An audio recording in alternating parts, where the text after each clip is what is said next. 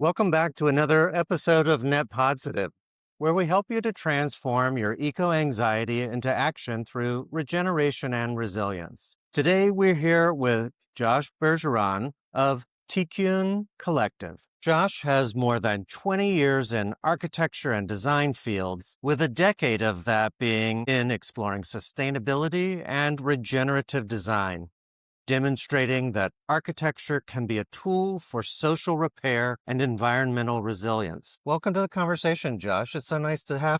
Thank you, Richard. It's great to be here. It's always a pleasure to get to spend this time together, particularly here at Living Future each year, but all the other times that we've gotten to chat over the years and discuss such wonderful work that you're working on. Thank you. It's been great to see you at the conference and be able to sit down for this conversation. Absolutely. From working with community-based initiatives to creating frameworks for climate-conscious building, Josh is here to help us rethink how design can foster thriving, equitable communities. And today, we'll explore what radical by design means, what drives Tikkun Collective's work, and how underserved communities and nonprofits are perfect as a community nexus for regenerative design. Josh, that's a lot of fancy words, but I'd really like to learn more about what your work is, what drove you to this kind of work, where you've experienced impact. But if you can, take me way back to an early version of Josh. What was your pathway and your vision like?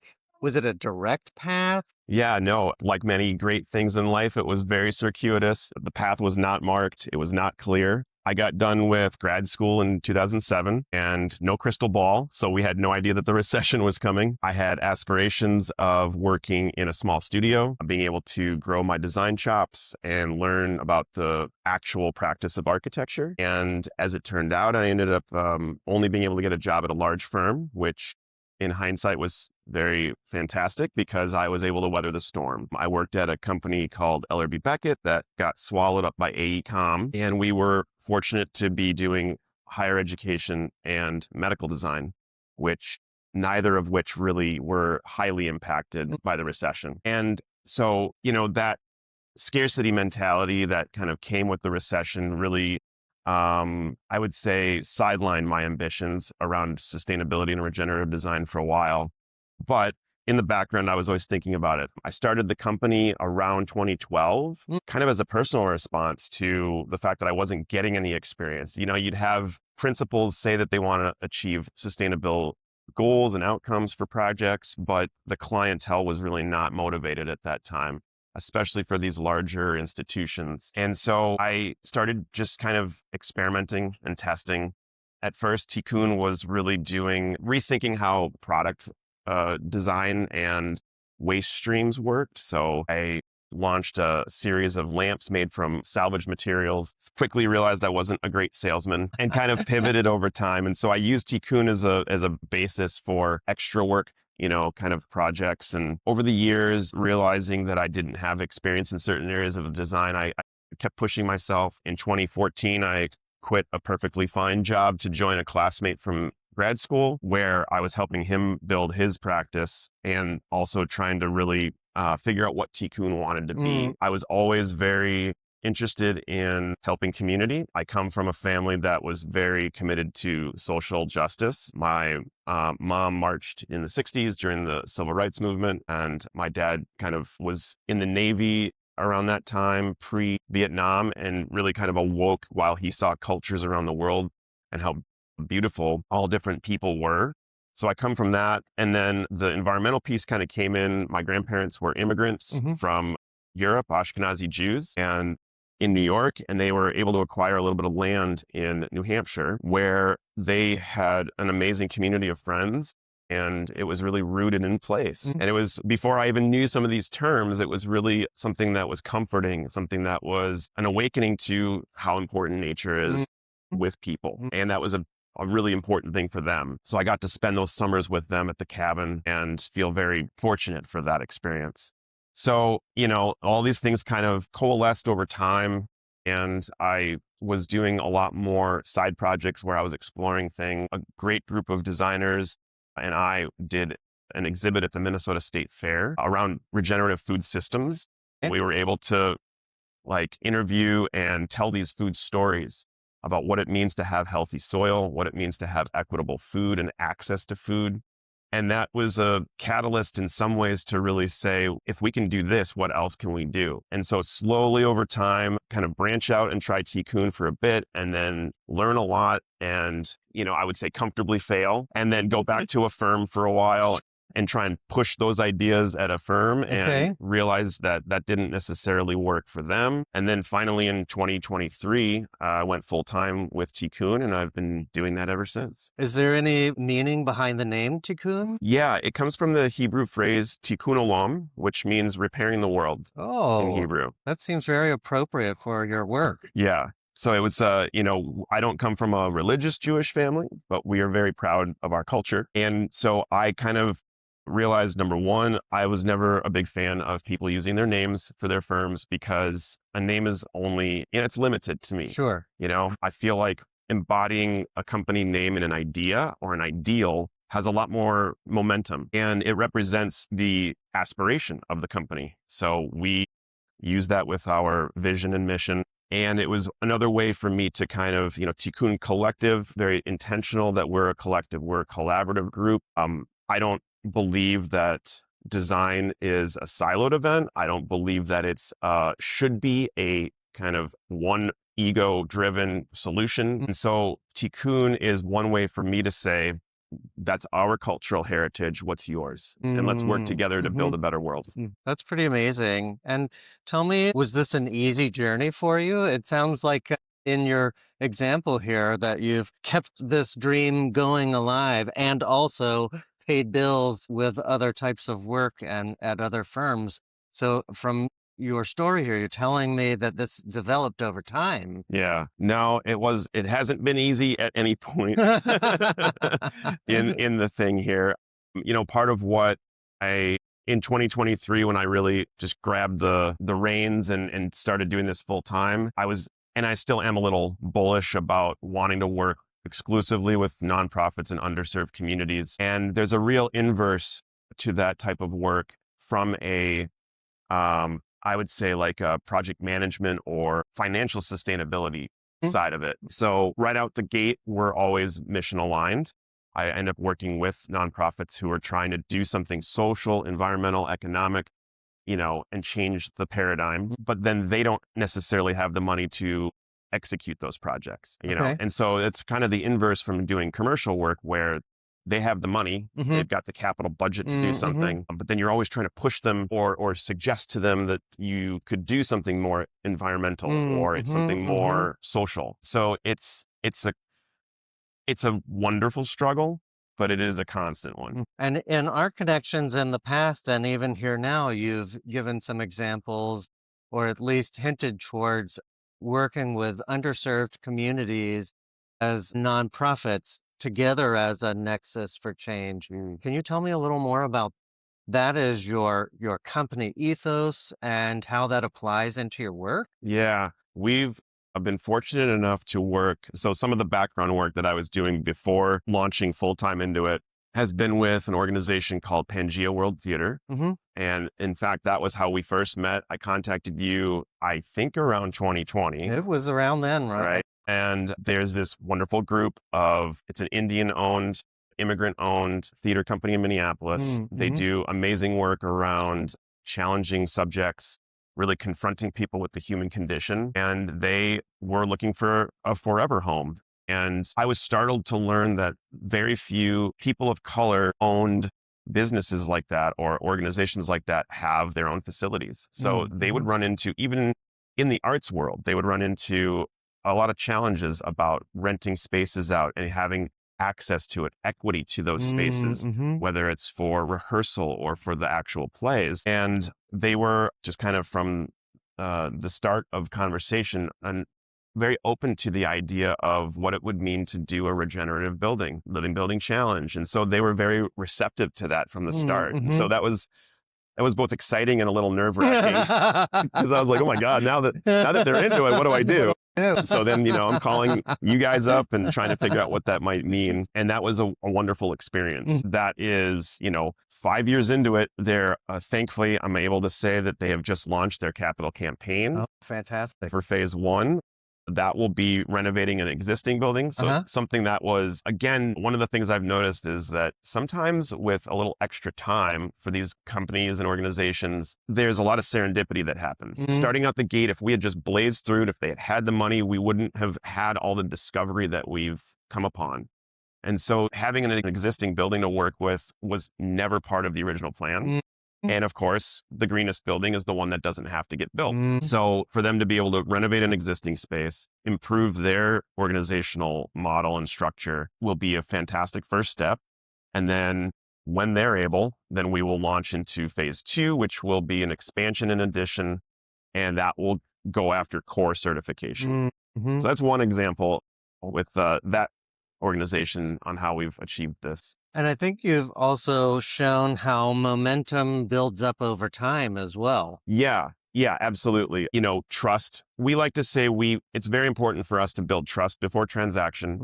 And I've really wrestled with what that means from owning a studio and running a business. And I've experimented with that with different clients. Pangea was one of those where, because I was helping them on the side at first, I was able to provide services at reduced or free rates because I did have that side check or the paycheck from the your main job, main gig. And that built a lot of trust with them. They saw how willing I was to work with them and how much I just deeply care about their mission. And that's the beautiful thing about nonprofit work is each of these organizations have an incredible amount of care for the world that they're building. And it oftentimes is aligned with regenerative goals, mostly social, but oftentimes that translates for them to being in the built environment. So that was something that really established our relationship as deep and not wide, So we've been able to work together for a long time on how to go about this. So much so that in 2023, we presented at Living Futures in Washington, D.C. That was kind of an earlier phase of the project, but we had a warm reception to people learning about this project and what it would mean for Minneapolis and just the arts community in general to have the first regeneratively built, BIPOC-owned theater company. Wow, that's amazing. I'd like to explore that trust before transaction aspect of your work. Is that a driving mechanism that you're applying to projects moving forward? We are, and it's a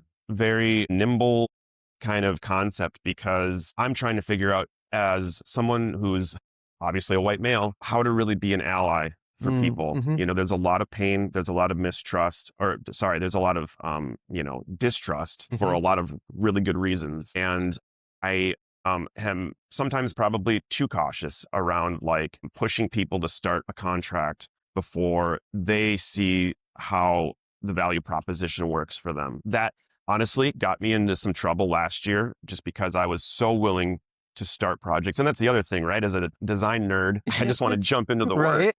So it all seems so exciting. Exactly. And I've been really fortunate to come across organizations through my network, through extended family, through friends of places and missions that really want to do good in the world. So I have a hard time, holding myself back. And so I've really, 2023 was being able to kind of do that in a very contained way. 24 and 25 was really kind of stumbling a bit with that concept of transaction and trust and what's the line and what do I, how do I navigate that? This year, I think we're being a little bit more smart. Our motto for the year is work smarter, not harder. And so that's in any of the systems we're creating or how we launch projects. We also recognize that most of these projects are kind of like reinventing the wheel. They are place-based. They are people-based. They all have their own goals, but we're trying to figure out how to create a process that then allows for that unique wheel and not get us stuck in having to reinvent everything about the whole project. Yeah, building the trust before transaction has been a weird one to navigate. I'm not I'm not a business guy. In hindsight, wish I had taken business classes when I had the opportunity of working and doing that at night. But I was always so excited about the design piece that I figured I would just stumble through that, and I have. Well, and it sounds like some on-the-job training as well. Yes, it's not free, but it's there in abundance. It also feels like overnight success, 10 years in the making kind of thing. Like you're finding a lot of success, but people may not see how much work goes into this and trial and error, but also really being careful in your craft to make sure that you're serving the community's needs in a way that they need to be met. Mhm. Yeah, absolutely. The results have been great and slow. Part of the challenge of doing the work has been also being, under non-disclosure agreements. Some of these nonprofits, they have to get everything kind of ducks in a row before they can launch a capital campaign to raise the money to do the project, even early phases sometimes. Or they're going after government money or other, philanthropic abilities to even just start the design process. And so that's been really hard because we've been excited about a number of projects like Pangea for years and not really able to show a lot of the work. We've got a couple other projects like that. I can talk a little bit about another one, and hopefully in the next couple months, they'll be public as well. And so that has been a challenging thing to navigate, knowing that I'm sitting on these amazing stories and just waiting to be able to tell them to people. And do you find that's a product of them wanting to make sure that you mentioned sort of ducks in the row. Is that because they need to be overly cautious about announcing any sort of big plans before they're fully thought through? Yeah. A lot of these organizations need to, bring in consultants to think about how to do the capital campaign. They need to line up, their anchor donors. Oftentimes those are philanthropic institutions. For Pangea, it was the McKnight Foundation, and being able to really secure, one of those cornerstone gifts before they could say that they were ready to move forward. Oftentimes, these nonprofits, as I'm learning, they need to go through an initial round of private screening and donation with some of the philanthropic groups to understand that they actually even have a chance at finishing out the capital campaign. As you can imagine, a lot of these are 10 million, 15 million came in and started cutting everything. That's been kind of thrown up in the air. So we're at a really weird time where there's such a passion for these projects from most people, but now we're running into additional roadblocks because we didn't expect the federal funding to be cut or for philanthropic institutions to change how they're even approaching these projects. So that's been a real challenge. And then once they've gained some of that momentum privately, then this is how Pangea, folks can go on LinkedIn and on the Pangea website and see this. They were able to secure a certain amount of funding. Now they're able to go public and really drive that forward. And so that's like $6 million just for phase one, which is not the regenerative piece yet. It's a very strange road. Tell me about some of the other friction points that you were maybe surprised by or that you're still being stymied by, particularly in working with community-based and nonprofit-based organizations, different than maybe a commercial project or even a residential project. Yeah.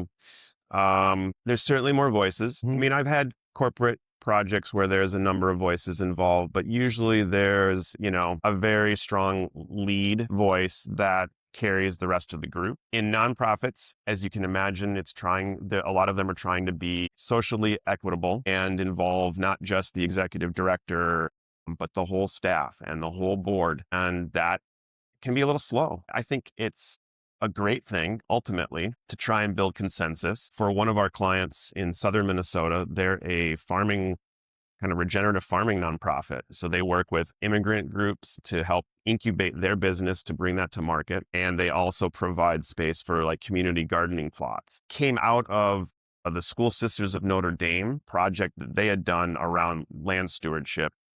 And so despite being kind of slowly drifting away from the School Sisters, they are still a pivotal group to get not just funding from, but also opinions, make sure that the current organization leadership is stewarding those initiatives properly. And so their feedback has been critical. And sometimes it just takes more time. In my opinion, that's great. I think I've spent most of my career in fast-paced, grinded out commercial work, which never means better work. It just means the project gets done on a budget, on a time frame that someone deemed appropriate. And it's really never the best result for the project. So those time frames have stretched. And that pressure point for me is, how do I navigate that and not bleed out the fee? Or how much of that do I end up kind of just gifting or deciding is pro bono time? That's been really hard to do. I'm currently the only designer, only project manager, the one, steering the company. And I occasionally get help from other designers, but we haven't really gotten the footing yet to be able to bring someone else in full time. So there's a weird kind of mixture of sometimes burnout, but also sometimes it's like, oh, what did we do 6 months ago for that? It's almost like we're misplacing some of the information at times. I have to scrounge it up, refresh ourselves, and then move forward with something. You mentioned that your theme this year is work smarter and not harder. What are some of the process improvements that you've learned along the way, and even kind of reflecting back to the business processes that you wish you may have learned earlier but are learning on the job? Any aha moments or ways that you've set yourself up for success, or beginning with the end in mind, to really help yourself accelerate through these processes? That's a great question. One of the areas that we've been looking to improve that, kind of really take that to heart, is in our messaging to folks. So 2 years ago, this is the second year, I started a newsletter. Communicating with people is very important, right? And it's something that I love doing, but it's kind of slow, especially if we want it to have some depth to it. And obviously a lot of these topics in these areas, biophilia, biomimicry, regenerative design, if even people in the know don't necessarily have the same definitions. And so we've spent some time really thinking through what the nerdy terms, standard operating procedures and KPIs, key performance indicators, what those should look like for our process. And I think at first I was a little, unsure about how much of that systematic framework to affix to this. And I've realized this year it's needed. Reason. Yeah, it's important, and honestly, what I always try and do with anything internally as well as externally is, where does that show up in nature? Right. Okay. And so it's there. Nature has those things. So not to be afraid of that and just lean into it. And so we're getting a lot better about mapping out the year's worth of newsletters so that there are opportunities to say, start talking about something 1 month, come back to it another month, so that the reader, if they're following, might have, okay, this is really woven together. And I see where they're going with that. And so to get a little bit more process involved in that, know where it's best for Josh to do stuff and where it's best for Lalo, my right hand, to be able to pick it up and take it somewhere, finish out finding images or prepping it for the different platforms we work with. That's one example of that. And not to get too far into the business jargon, but I would be interested to ask about your examples of stop, start, continue. So looking back on your pathway, what are some things you've learned to stop? What are some things you've learned to start? And what has carried you through in a continuation? It's a great question. I've gotten better in this motto of working smarter, about knowing when to just stop on a project that might not be ready for contract. Pause versus stop. Right. And not being afraid of that. I'm not going to, alienate the potential client because we've said, you know what, we need to hit pause. It's okay that you're not ready to pull the trigger on something. We're here. So when you're ready, kind of come back to us. It is still hard because I'm, of course, you can't stop thinking about all the amazing opportunities for design there. Exactly. The back burner is very full. Knowing when to move forward is pretty straightforward for us. It's when someone's, they've either done their visioning with their board, or they have kind of culminated that with their investor group. And know that it's ready to move forward and that they can safely start a contract and follow through on it. It ends up being a lot more conversation, but I like people. Mm-hmm. So I'm Mm-hmm. okay with that. I've kind of woven that into my marketing budget and gotten comfortable with it. Let's change topics Yeah. here. I'm really curious to ask you more about Radical by Design. And I'm understanding that's an acronym. Tell me more. So we last year kind of wanted to refresh the brand a little bit and get a little more focused on how we approach the process. Radical by Design was a little bit of a response on my part to what we're seeing in the kind of culture war right now, Mm-hmm. and just how ridiculous it is. You hear the word radical used a lot in the last few years. Not as many people know the meaning of the word radical. I mean, there's a biological connection to radical being like root based. And so I just start, I can be a bit tongue in cheek. I can be a bit, of a smartass. I wanted to kind of push back on what's happening culturally. And so for us, being radical by design helps us establish how we're different from other architecture or design studios. Okay. And so it means relational, Okay. adaptive, deep listening, Okay. integrated, contextual, alive, and life-giving. I like that.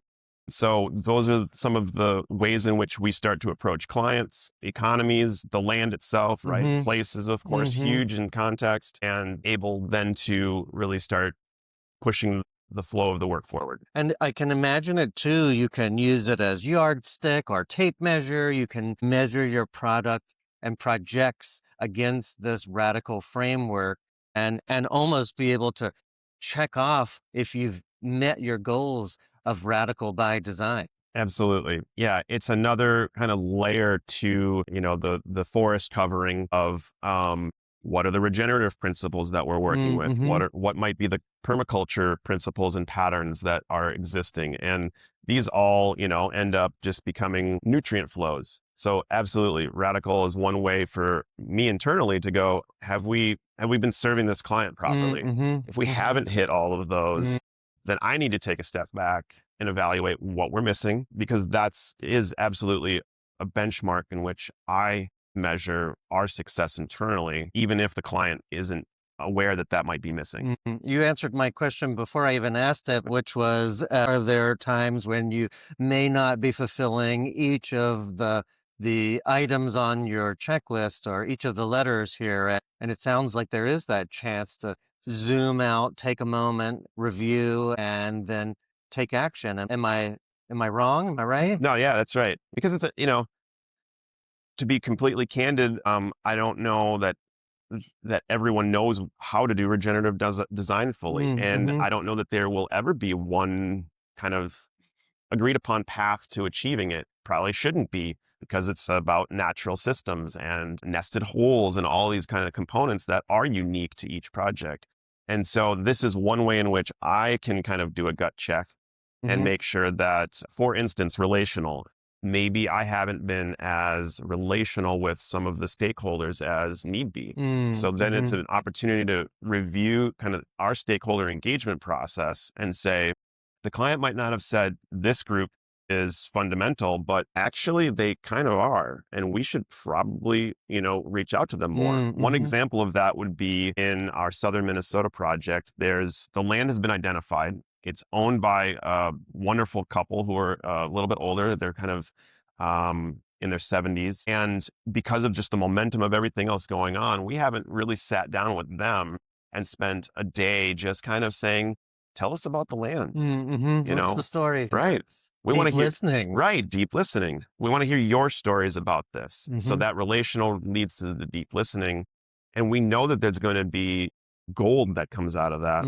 But because of having to check the watershed and the zoning laws and all the other stakeholders involved and what they want to see on the site in the future, we haven't gotten to the point where so it's a little circuitous, right? We're going to go forward and then back up and be able to understand their perspective and how they've been stewards of that land.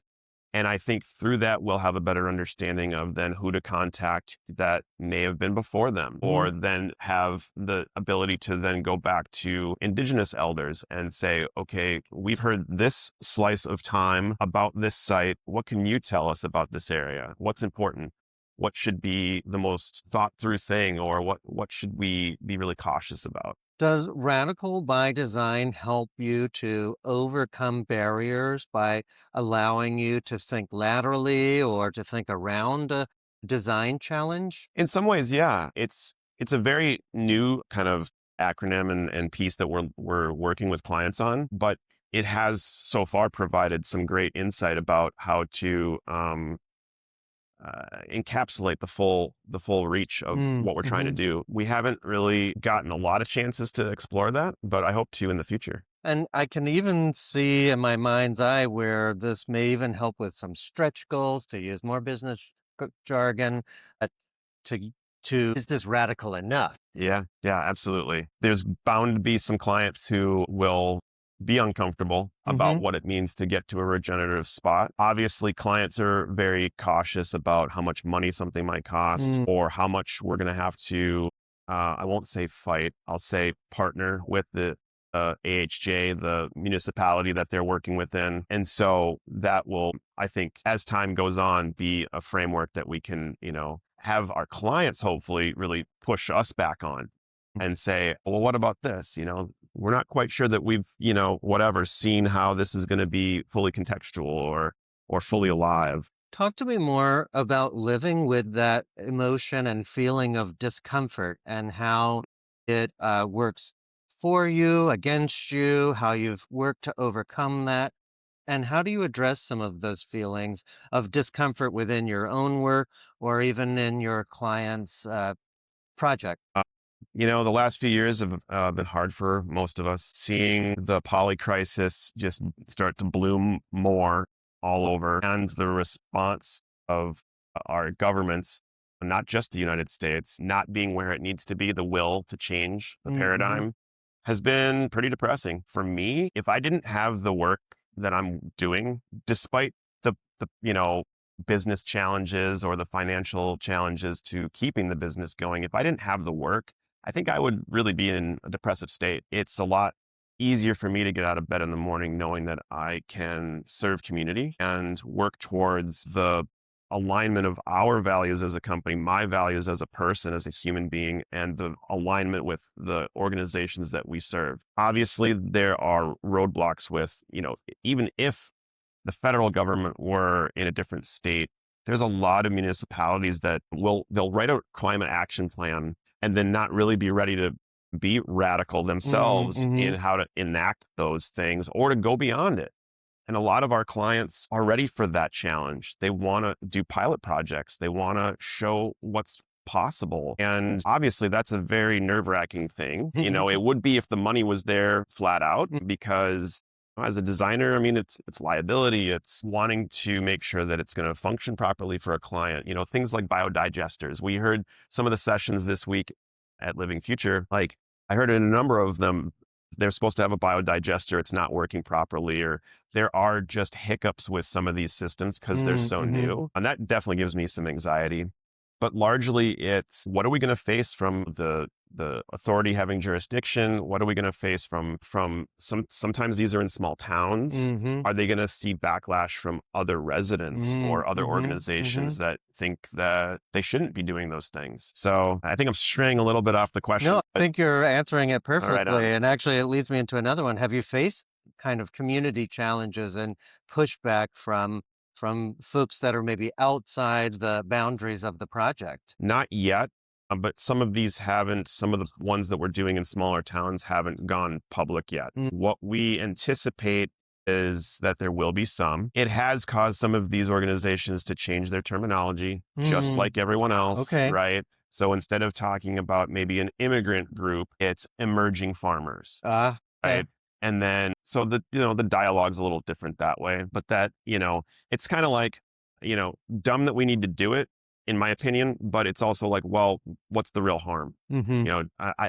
So you don't call it DEI, you're still doing it, right? It's still important and embedded. So I anticipate there to be some backlash just because of ignorance, but so far, some of those haven't seen that. And it seems like elements such as deep listening, making sure that these community members felt heard at least at a minimum, but that their feedback is being taken into account should hopefully help to quell some of that concern. And that's a great point. I think part of the work in being truly regenerative is hearing all voices, whether we think, or I think, I should say I terms, whether I think that they're legitimate or not. It's absolutely imperative that we listen, right? Because otherwise, that'll just breed, further challenge. Mm. So in some ways, I'm excited. At a certain point with the farming nonprofit, we're going to be entering a zoning change, which will include public meetings of what is planned for the site. I'm always excited to hear people's opinions and those differing voices, and try to approach that with grace and an open mind, and see if we can, if not build a partner, at least quell their fears. Because that's ultimately probably what it is. It's just a fear of something. Unknown. This is fantastic conversation, by the way. I'd like to know, what would the advice or words of encouragement that you'd give to Josh 10 years ago, or even as a young man, or even as a child? How would you reach back into your history to offer those words of encouragement or help light the path forward? What do you see now, hindsight, that you could offer your younger self? I love that question. I think about that fairly often, actually. I got stuck for a long time in thinking that I needed certain credentials, certain certifications, certain knowledge base, certain whatever, right? I gave into the societal kind of pressure around, academia and legitimacy in professional formats. And that really stifled me. It kept me from doing what I knew my gut and soul needed to be doing for a long time. I just thought, like, oh my God, who am I? I don't know anything about this. I don't know enough about this. I don't have a credential. I don't have a whatever. I was finishing grad school. I had the opportunity to do an extra year and get a master's sustainability. But I was so burned out after 7 years and financially drained that I just thought, no, I don't think I can do that. I don't regret that, again, because of the recession, because I would have been out of work for years. But I do, I worried about that for a long time. Like, oh, I didn't get that credential. I didn't get that other master's degree. And so the advice to my younger self, or any other younger person, is if your soul is on fire for it, just freaking do it. Just get started. Just get started. And you're going to, again, on the job training, as you mentioned earlier, you're going to fail, and you're going to learn a hell of a lot from that, and just keep going forward. I mean, we're in an amazing age, and says it, I'm going to repeat it, of just being able to self-educate. There is so much stuff about regenerative design from Carol Sanford or Bill Reed or Jason McClellan or whomever online now. They have case studies. They have, they show diagram, right? You can really consume a lot of that and kind of create your own curriculum, or read the books, right? There's no shortage of books talking about this, from Janine Benyus's Biomimicry to any of these other books out there. Yeah, I think that might have, again, I feel wonderful about where I'm at, but that may have shaved off some of that anxiety early on. Gray hair. Yes. And been able to propel me a little forward earlier, but that would definitely be my advice. Oh, okay, that's a good one. I like that. Just get started. Get started, learn. I mean, one of the biggest challenges is just the networking piece. So get out there and network. Relationships. Absolutely. Figure out what you're missing. Maybe find partners to fill in those gaps. Like, maybe if I had gotten started earlier, I could have found a colleague to partner with me, or I could have gone to more seminars or more conferences or whatever. I mean, in hindsight, what I've come to realize, especially after multiple years at Living Future, is that's what everyone else did. They didn't become the expert by getting a certificate. They did it by doing the work, and then people started asking for their feedback. Exactly. I hope I didn't steal your words. No, not at all. That's exactly right. So I want to transition us to the next segment of our conversation and welcome you to our community garden. Have you ever used the rose, thorn, bud conversation framework before? No. So let me give you a little tutorial here. The rose is something that's blossoming in your world these days. The thorn is a prickly problem that you may be experiencing, and the bud brings hope for the future. So, in this conversation framework, what's particularly fragrant in your world these days? It's one of those projects that is, I can't talk too much about, but will hopefully in the next few months become more public. So it's a project where we have seen just enormous excitement around in southern Minnesota, where there's just incredible alignment between the board of directors, the community that knows about it, and our team to bring a new vision to that area. And we're really hopeful that, realize that it might not mean all of the bells and whistles will get in, but it's going to be an incredible addition to that area. Place where kids and some biophilia and get some healing. So that is blossoming in an incredible way finally this year. I'm so excited because, Pangea became public and we can talk about that more now. This is going to be the Living Earth Center. So we have just found so many incredible connections that we're excited to see blossom. So that's my one example for the rose. Hopefully that was enough information. Yeah, no, that's great. That's great. And these are all good answers. And feel free to sprinkle in any personal things as well. Any particular challenges that you're facing that either you're working towards resolving or you may want to ask for some help from the community? Yeah. Something came to my mind. One of the things I like to do when I'm at Living Future Conference is I like to take notes. I like to go back and reflect on what I've learned, but I also like to jot down ideas. One of the ideas I had and one of the pressure points or thorns that we have right now is, on one hand, converting leads to full projects. So I've kind of talked about that a little bit earlier. And I'm trying to be really humble about that because I understand that it's complex. It's a lot of money for people. Sometime in the future, I'd love to change into like a social enterprise or find a way to have funding where I can just offer either reduced or free services. Yeah, like an underwriter of sorts. Yes. Or that we have such amazing ability to do grant work that we could get the grant and provide it or partner with grant writers. But in the interim, it's how do we find more projects?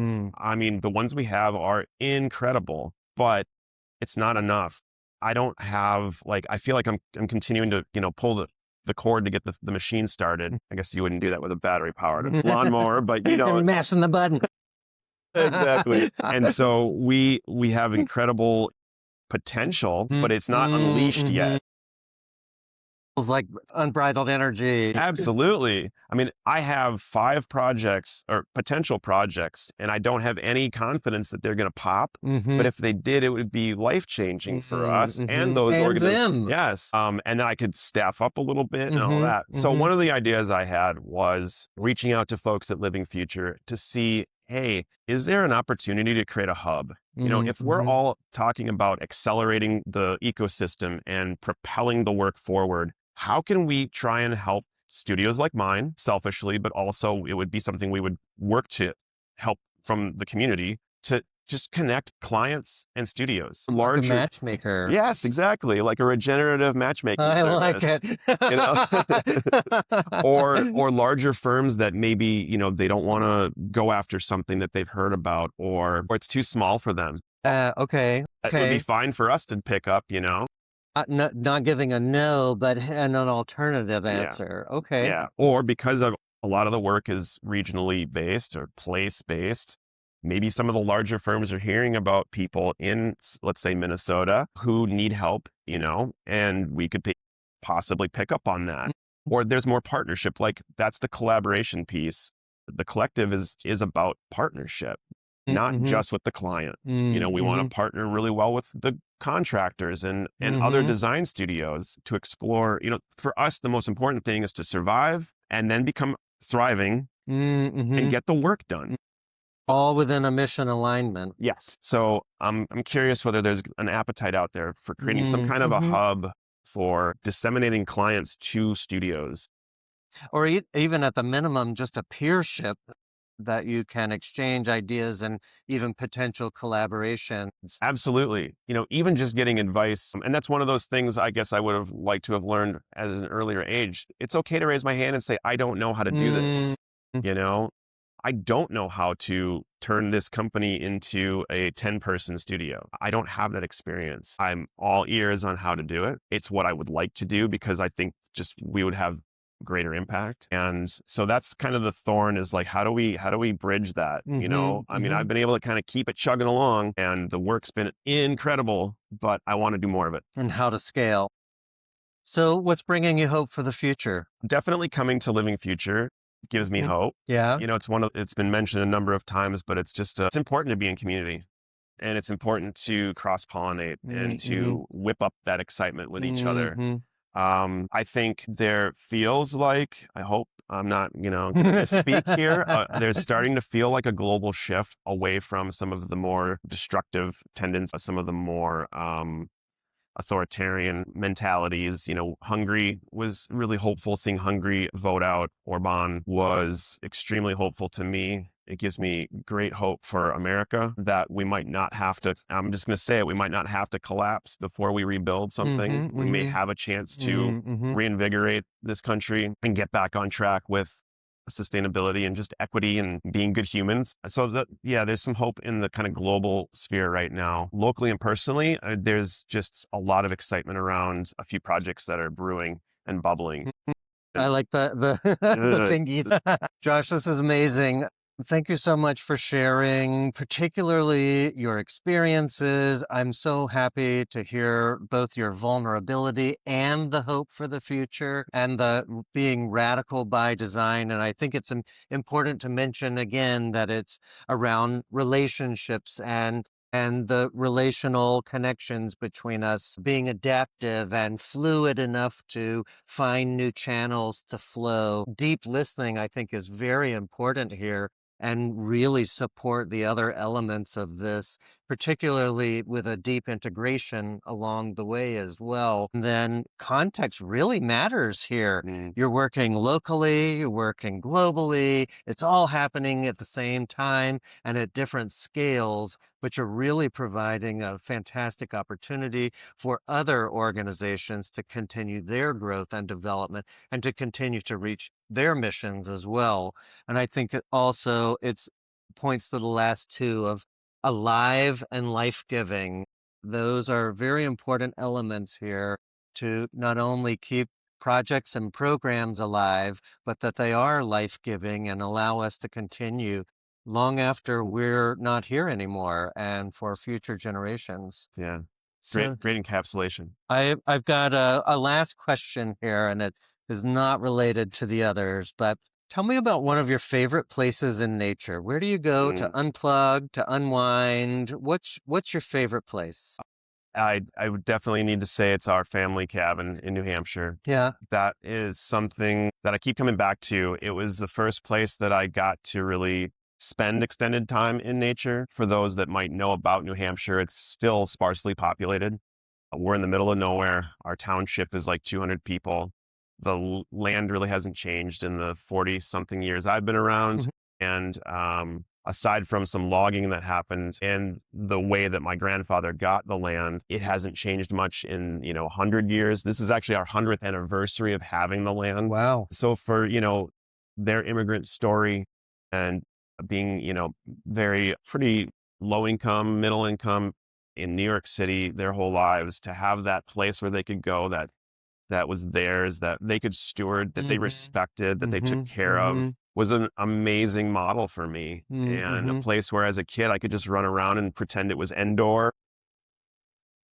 Adventure Absolutely. Yeah. And so I'm grateful that my brothers and I now own that. And I have dreams of acquiring more of our neighbors' property, as they don't know how to, navigate what's next for them. And those generations are trying to figure that out. I would love someday to create like a retreat center or a regenerative, a place where we could really take care of the land, but also help provide something to people. And that's a whole other project that's going to take a long time, but that is one of my special places. That sounds wonderful. Josh, thank you so much for sharing your time today and all the other times that we've gotten to chat. I always leave our conversations feeling full, and it really is because you've got such passion and enthusiasm for this work. It feels selfless. Mhm. And I know that that takes a lot of self to make. So who can we share gratitude for in this conversation? Not only to yourself, and I'm grateful to you, but are there any of your project team members or projects that we can help recognize here? Appreciate that. And thank you. I also resonate with what you just said and appreciate all of our conversations too. You're right. It's always generative when we speak. Yeah, I'm grateful for my small team. I might be the only designer, but I have an incredible team. A good friend of mine, Alicia, who helps with some of our social programs. And we didn't even talk about that. The kind of client work that we do really does spread out beyond buildings. We don't just focus on buildings. Oh, tell me more. So we have been working with an affordable housing nonprofit for a while, but we're not doing any physical design. We're doing programmatic design. So for us, that's restorative. It's people with lived experience in homelessness. We're helping the organization try and figure out how to create an intentional community model co-led by people with lived experience. So they have deep trauma. They have experience in mental health issues. They have experience in addiction issues. They've survived lots of things in their life. And so they're a great steward to help people who are just coming off the street avoid some of the perils that go along with that.